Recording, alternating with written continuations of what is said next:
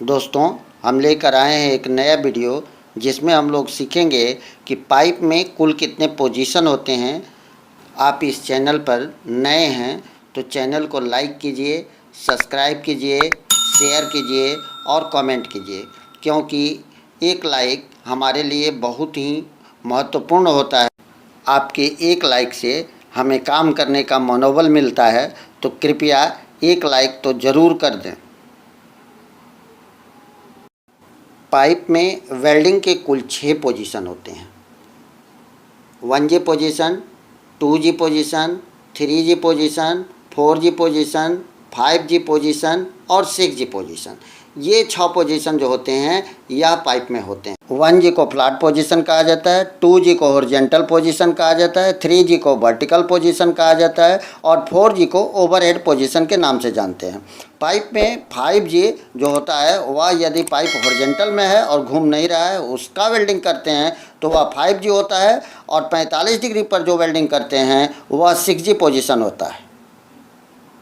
Plate के अंदर में केवल 4 पोजीशन होते हैं, लेकिन पाइप के अंदर में वेल्डिंग के 6 पोजीशन हो जाते हैं। तो आज इस वीडियो में हम आपको दिखाएंगे कि इस पाइप में 6 गो पोजीशन कहाँ कहाँ है, वह प्रैक्टिकली हम आपको समझाएंगे। तो कृपया आप इस चैनल पर बने रहें। इसके लिए हम एक पाइप लेंगे और इसमें देखेंगे कि 1G पोजीशन कहाँ होता है। तो 1G पोजीशन जो होता है पाइप के सबसे ऊपर में होता है। यदि इस टॉर्च से वेल्डिंग किया जाए और वेल्डिंग करते हुए आगे हम लोग बढ़ते हैं और पाइप को घुमा दिया जाता है और फिर वेल्डिंग किया जाता है, और वेल्डिंग करने के बाद फिर पाइप घूम जाता है, तो वह पोजीशन जो होगा केवल 1G का ही पोजीशन होगा। लेकिन यदि पाइप फिक्स रहता है तो वह 1G का पोजीशन नहीं होगा। 1G पोजीशन में वेल्डिंग करना बहुत ही आसान होता है। पिघली हुई मेटल को कंट्रोल करना आसान होता है।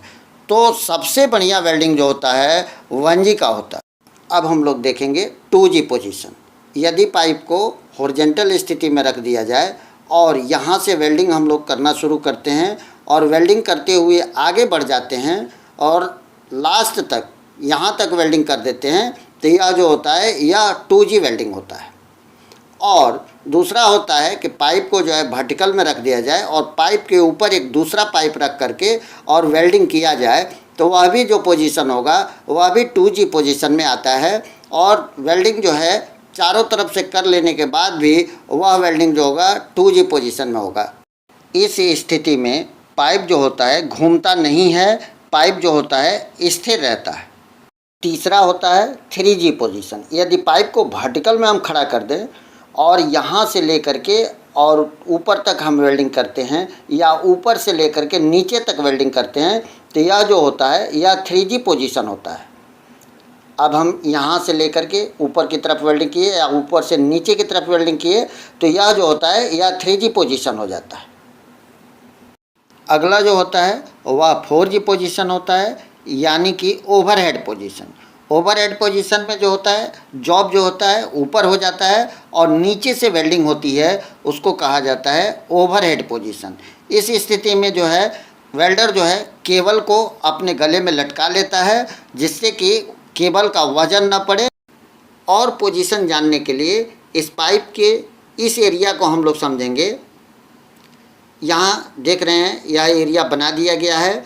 अब इस एरिया को हम लोग क्या करेंगे कि एक घड़ी मान लेते हैं और घड़ी मान करके तब इस एरिया को हम समझते हैं। आप देख सकते हैं कि घड़ी में सबसे ऊपर जो होता है वहाँ 12 बजता है और यहाँ पर 3 बजता है और सबसे नीचे जो होता है 6 बजता है और यहाँ पर 9 बजता है।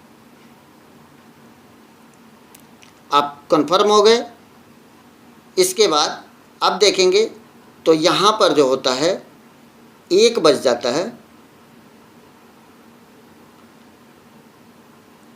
और यहाँ पर देखेंगे तो 11 बजता है और यहाँ पर 7 बजता है और यहाँ पर 5 बजता है। बस इतना ही जानना हम लोगों को ज़रूरी है। अब इसके बाद हम लोग समझेंगे तो 7 बजे से लेकर के और 5 बजे तक की जो वेल्डिंग होगी यह 4G पोजीशन होता है, अर्थात ओवरहेड पोजीशन होता है। यदि पाइप फिक्स है तो अब इसमें हम लोग समझ लें, यह नीचे का यह जो वेल्डिंग है यह 4G पोजीशन होता है। इस स्थिति में वेल्डिंग करना जो होता है सबसे कठिन होता है और पाइप जो होता है वह फिक्स रहना चाहिए, तभी जा कर के यह 4G का वेल्डिंग होता है। अब हम लोग आगे समझेंगे कि और जो पोजीशन है वह कहाँ होता है। अब 1 बजे से लेकर के और 5 बजे तक की जो वेल्डिंग होगी वह 3G पोजीशन में होता है।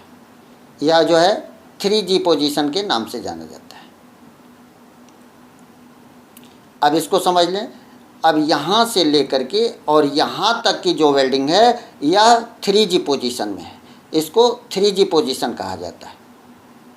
अब आप देख सकते हैं फिर 11 बजे से लेकर के और जो है 7 बजे की वेल्डिंग जो भी होगी वह भी 3G ही पोजीशन होगा। लेकिन 11 बजे से लेकर के और 1 बजे तक की जो भी वेल्डिंग होगी, जो टॉप में वेल्डिंग होगी वह 1G पोजीशन में होगा। आप देख सकते हैं कि इसमें 3 पोजीशन क्लियर हो गए, 1G, 3G और 4G। तो हम लोग पाइप में समझते हैं, नीचे यहाँ से यहाँ तक 4G, या जो हो गया 3G और टॉप में जो हो गया 1G पोजीशन हो जाता है। और इधर से देखते हैं तो यहाँ से और यहाँ तक की जो वेल्डिंग है यह जो है 3G वेल्डिंग है, अर्थात यहाँ से लेकर यहाँ तक 4G और यहाँ से लेकर के यहाँ तक दोनों तरफ जो है 3G और टॉप में हम लोग चलते हैं तो यह 1G पोजीशन हो जाता है। अब यह पाइप फिक्स रहना चाहिए, इस पाइप को घूमना नहीं चाहिए। अब हम लोग 5G और 6G वेल्डिंग के बारे में जानेंगे। तो इस समय पाइप जो होगा हॉरिजॉन्टल स्थिति में रहेगा और पाइप की वेल्डिंग बॉटम से लेकर के और टॉप तक की जाती है। और दूसरी तरफ हम लोग देखेंगे तो इधर भी या बॉटम से लेकर के और वेल्डिंग जो है टॉप तक की जाएगी। तो यह जो होता है यह 5G पोजीशन होता है। अब हम लोग 6G पोजीशन के बारे में समझेंगे। तो 6G में पाइप जो होगा यह 45 डिग्री के कोण पर होगा और पाइप जो होता है फिक्स होता है। इस समय वेल्डिंग जो है बॉटम से ले करके और टॉप तक वेल्डिंग की जाती है। आप देख सकते हैं कि यहाँ टॉप तक वेल्डिंग की जाएगी और दूसरे साइड से भी बॉटम से टॉप तक वेल्डिंग की जाती है।